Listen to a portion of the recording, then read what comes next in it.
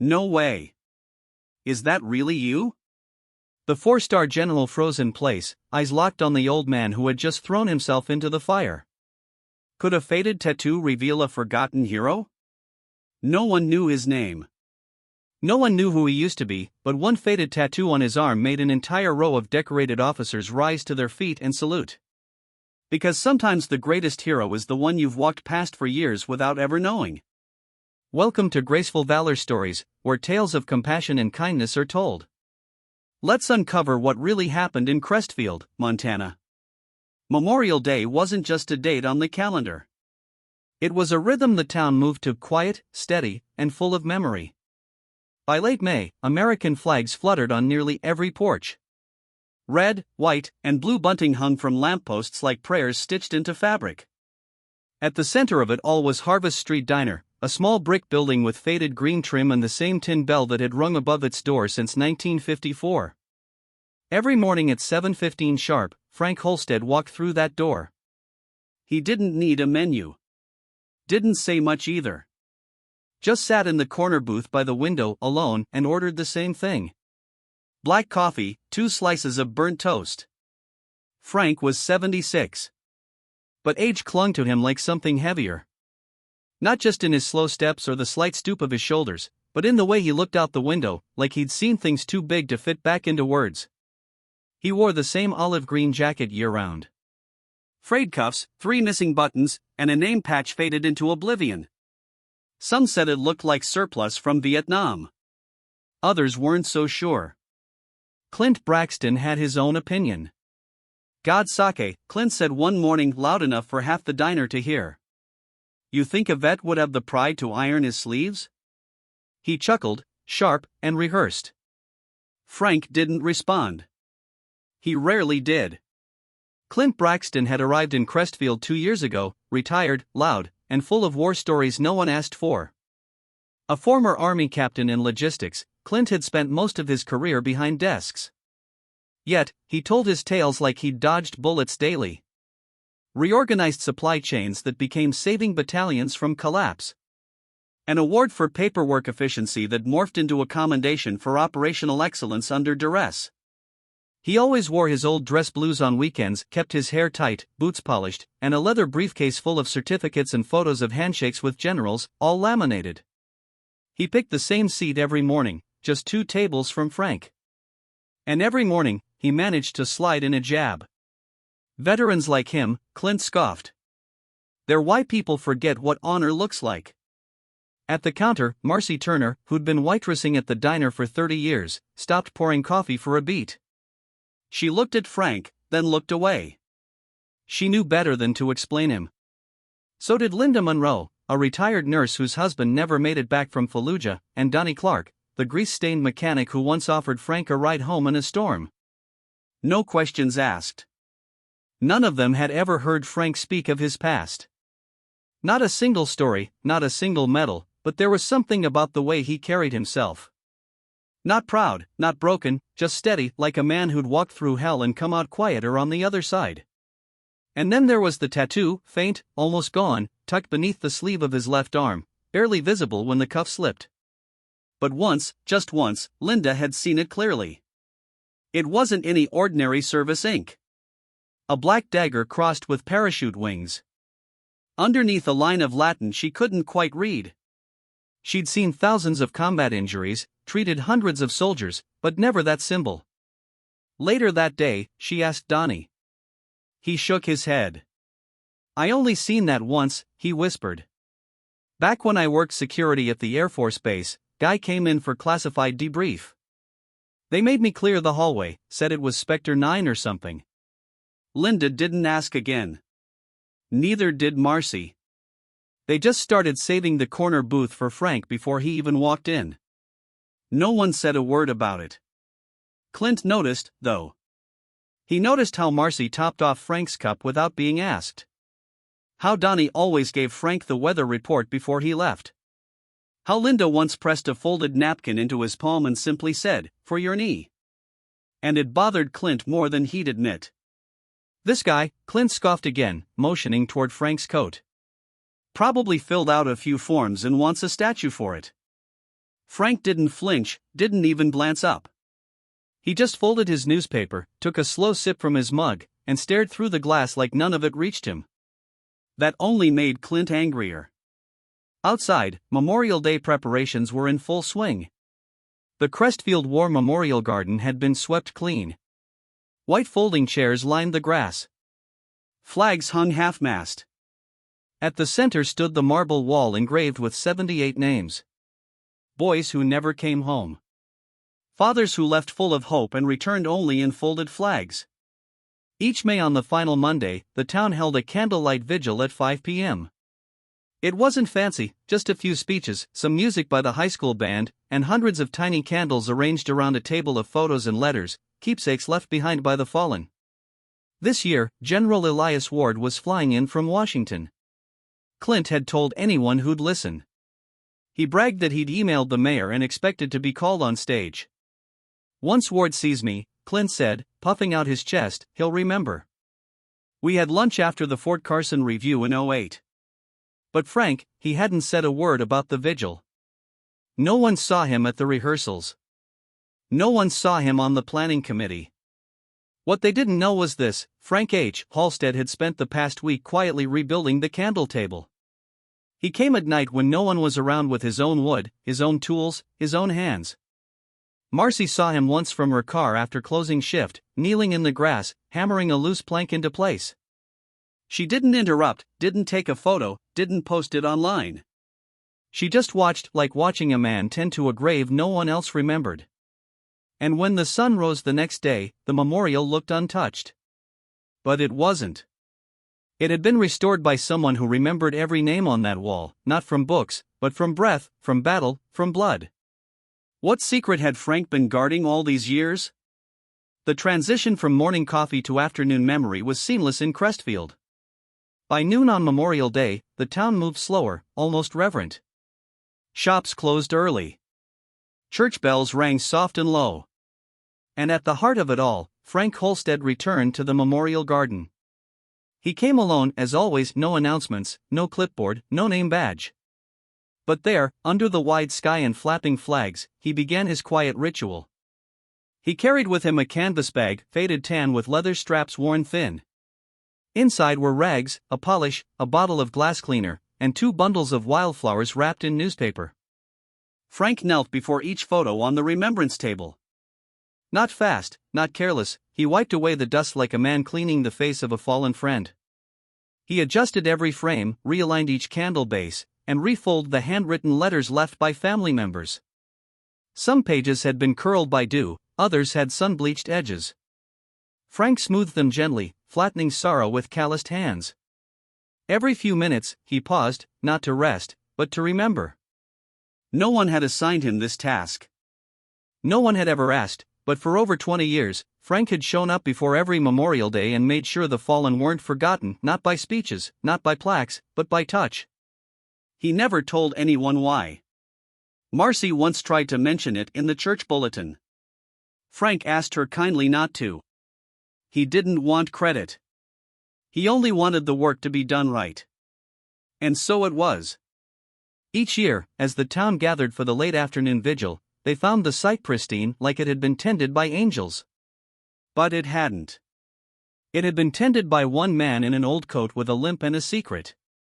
Back at the diner, Clint Braxton was holding court as usual. "General Ward's plane landed this morning," he told Linda and Donnie. "I expect he'll recognize me from the Fort Carson Logistics Summit. We coordinated the motor pool overhaul together." Linda didn't respond. Donnie just sipped his coffee. Clint leaned in, voice lowering. "I'm betting he calls me up during the ceremony." He grinned. "Wouldn't be surprised if he hands me one of those commemorative coins." Donnie raised an eyebrow. "I thought this day was about the ones who didn't make it back." Clint waved him off. Sure. But you got to honor the ones who kept the machine running, too."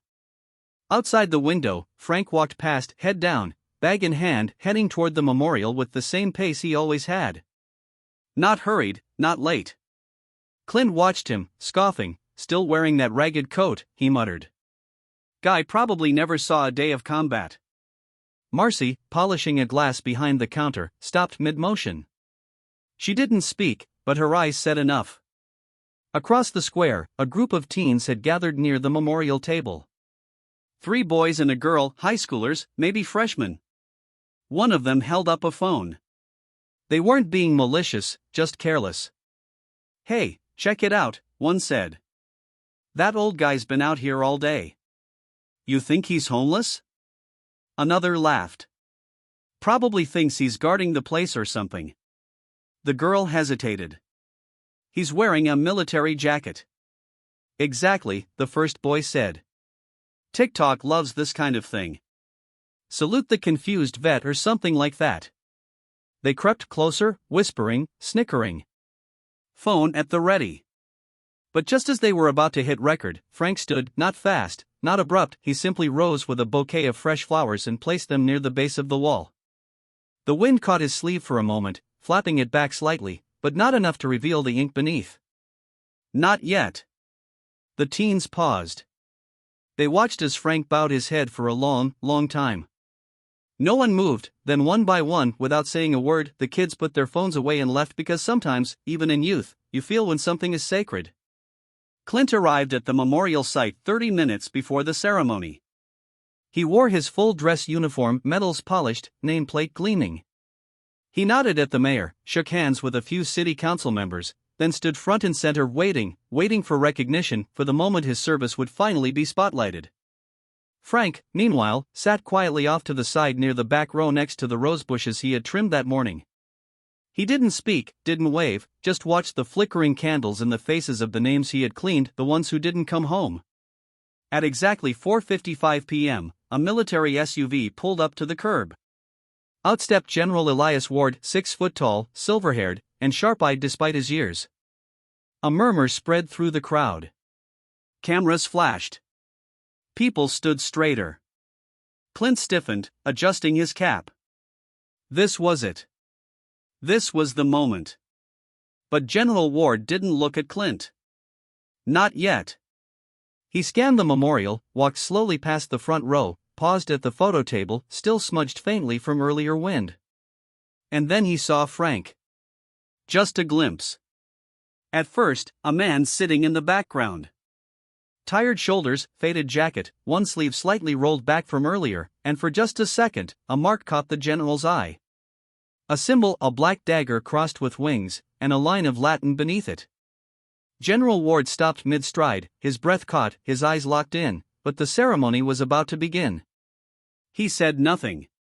Not yet, because in less than 5 minutes, everything was about to change. At exactly 4:30 p.m., the mayor of Crestfield stepped up to the microphone. His voice was calm, practiced. The wind caught his notes and fluttered them slightly, but he continued. "Today," he said, "we remember the ones who never made it home." Flags lowered to half-staff behind him. 100 folding chairs faced the Crestfield War Memorial Garden where candles flickered gently in the late afternoon breeze. Each flame represented a name. Each name a life once lived. Frank H. Halstead sat in the second-to-last row, hands resting on his knees. His jacket was gone, used earlier to wipe the glass on the photograph table. He wore a plain white shirt now, sleeves rolled down to the wrists. General Elias Ward stood just off stage, waiting to be introduced. His eyes, however, weren't on the crowd. They were still fixed on Frank. He didn't say anything, didn't move, but something inside him had already shifted. The mayor continued. A local high school student read a poem. Then the choir sang a solemn rendition of Amazing Grace. And then it happened. A gust of wind, stronger than any before, rushed through the square. One of the decorative torches lining the memorial wobbled, tilted, and crashed into the main photo table. The crowd gasped as the flame hit dried flowers. Then paper letters. Then the corner of a folded American flag. Within seconds, fire began to spread. Someone shouted. A woman dropped her candle. Children clutched their parents. But before panic could take root, Frank was already moving. He didn't hesitate, didn't look around, just ran straight toward the flames. Marcy Turner would later say she'd never seen a man that age moved so fast. Linda Monroe dropped her cane in shock. Donnie Clark stood up without realizing it. Frank grabbed his military coat from the ground near the bushes. With both hands, he slammed it down onto the fire, smothering the worst of the flames in seconds. But as he beat back the burning paper, a shard of scorched fabric whipped up in the wind, a piece of the folded flag. It struck his left arm, still glowing with heat. Frank flinched, recoiling slightly. Then, with quiet urgency, he rolled up his sleeve to check the burn.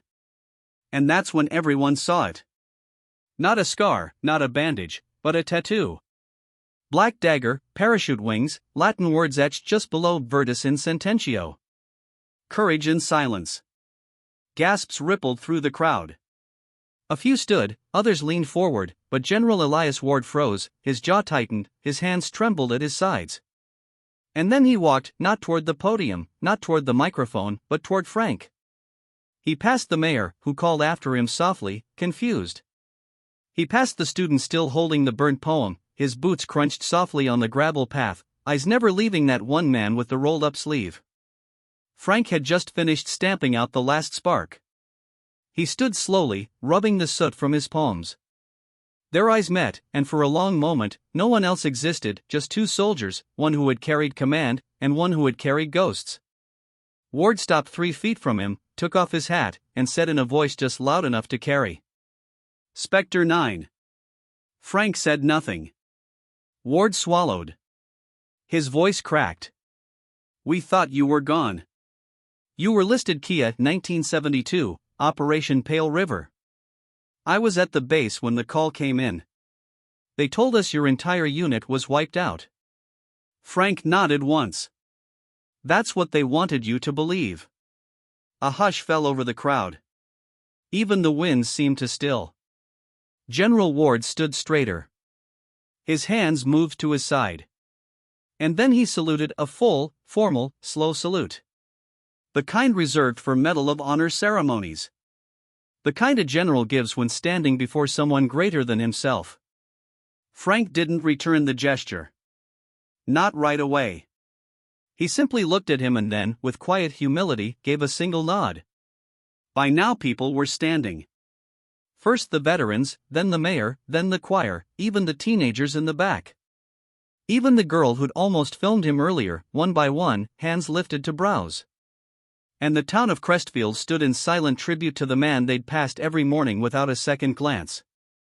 Ward turned to the crowd. He didn't need a microphone. "This man," he said, voice deep and steady, "is why I'm standing here today. 53 years ago, his team saved mine from being overrun in the jungle. He let us out, then vanished. We thought he died a ghost. He paused, but he didn't die. He came home, and while we moved on, he stayed here, watching over the fallen, guarding their names, caring for their memory when no one else would." Ward's voice wavered. "And today he just saved them again. Not with a rifle, but with a coat, a hand, and a heart that never left the field." Frank stood still, eyes lowered, but there was a flicker of something in his chest. A kind of release. Not pride, not recognition, just peace. Clint Braxton didn't speak, didn't blink. He stood in the third row, frozen. And for the first time in his life, he realized he'd spent years trying to prove he was a soldier while standing in the shadow of one who never had to say a word. The fire was out, the candles still burned, and the names on the wall shimmered in the orange light of early evening. A trumpet played taps, slow, clean, final, and Frank just walked back to his bench, sat down, and watched the sun finish setting over the hill. By sunrise the next morning, the footage had already gone viral. Someone had captured it on a phone. Frank Holstead, without hesitation, throwing himself into the fire, smothering flames with a jacket older than most of the crowd, protecting memories, not just objects. But what set the internet ablaze wasn't the fire. It was the moment after, when Frank rolled up his sleeve and revealed a tattoo almost no one recognized but those who did. They knew exactly what it meant. Spectre Recon 9. The unit that wasn't supposed to exist. The mission that never made it into briefing rooms. The name whispered across military history as myth until now. Within hours, phone calls poured into Crestfield Town Hall. Veterans groups, Army historians, a Pentagon liaison requesting confirmation. The mayor gave one answer. There's nothing to confirm. Just come see for yourself. But Frank, he wasn't online. He didn't own a TV and he certainly wasn't reading the news. At 7:15 a.m. sharp, he walked into Harvest Street Diner, took his seat by the window, and ordered black coffee and burnt toast. Same as always. Marcy slid the mug across the counter without a word. Her eyes were misty, but her smile was steady. Linda nodded from her usual corner, hands wrapped around her tea. Donnie raised 2 fingers in silent salute before returning to his paper. Nothing was said out loud, but everything had changed. The diner, once filled with background noise and idle talk, now held something different, a quiet weight of respect, thick and unspoken. Frank sipped his coffee, looked out the window like he always did, and then the bell above the door chimed. Clint Braxton stepped inside, but not like before. No uniform, no medals, no briefcase full of laminated credentials, just jeans, a plain shirt, and a face that no longer wore pride, but something heavier. Regret. He didn't head to his usual booth, didn't puff his chest or greet the crowd. He walked straight toward Frank's table, paused. May I? Frank didn't look up at first, then slowly he nodded once. Clint sat across from him, folded his hands. There was a long silence. Finally, Clint spoke. I was wrong about you, he said quietly. I think I was wrong about a lot of things. Frank said nothing. He didn't need to. I used to think service was about recognition, Clint continued. About proving something, about being seen. He looked down at the tabletop. But you served in a way I never understood. And I just want to say I'm sorry. And if you'll let me, I'd like to help. Frank reached into his canvas bag, pulled out a clean folded cloth. He handed it across the table, then looked Clint in the eye. Start from the left, he said softly. Wick it up last night. The glass is covered in dust. Clint took the cloth in both hands. He didn't speak. He just stood, nodded, and followed Frank out the door. Across the square, the Crestfield War Memorial Garden sat in the early light, candles long extinguished, flowers slightly wilted, but the names on the wall still shone, still waited. Frank knelt first, gently, deliberately. He began to wipe the photo of a young Marine, barely 20. His fingers worked slowly, reverently. Clint stood beside him, then dropped to one knee and started on the next frame. Side by side, they moved along the wall, not speaking, not hurrying, just cleaning, just remembering. The square remained quiet. No crowds, no cameras, only the birds above, the soft scrape of cloth on glass, and the sound of old hands teaching younger ones how to honor the fallen. By mid-morning, the sun had risen over the trees. Its light stretched across the granite, highlighting every photo, every name. Marcy stood across the street, arms folded, eyes wet. Linda and Donnie joined her a few minutes later. They didn't call out. They just watched, because this wasn't a performance. It was a passing of duty, a changing of hands, and a reminder that remembrance isn't always loud. Sometimes it's quiet, soft, deliberate. Later that week, a letter arrived for Frank from the Department of Defense, an official invitation to speak at Arlington, to receive formal recognition, to have his story entered into the permanent record. Frank declined. He sent back a note, handwritten. I've already said everything that matters. It read, it's on the wall next to their names. That was all. No signature, just a small sketch at the bottom, a dagger, wings, and the Latin phrase, Virtus in Sententio. Courage in silence. That summer, things didn't change much in Crestfield. Frank still showed up at the diner every morning, still sat in the same booth, still drank his coffee slowly. But every Thursday afternoon, without fail, Clint met him at the memorial. 2 rags, 2 men, 1 purpose. And in that simple act, the town learned something new. That honor doesn't need an audience. It needs consistency. That legacy isn't in awards. It's in who keeps showing up. And that sometimes the greatest heroes aren't the ones on the stage, but the ones kneeling quietly beside the names no one dares forget.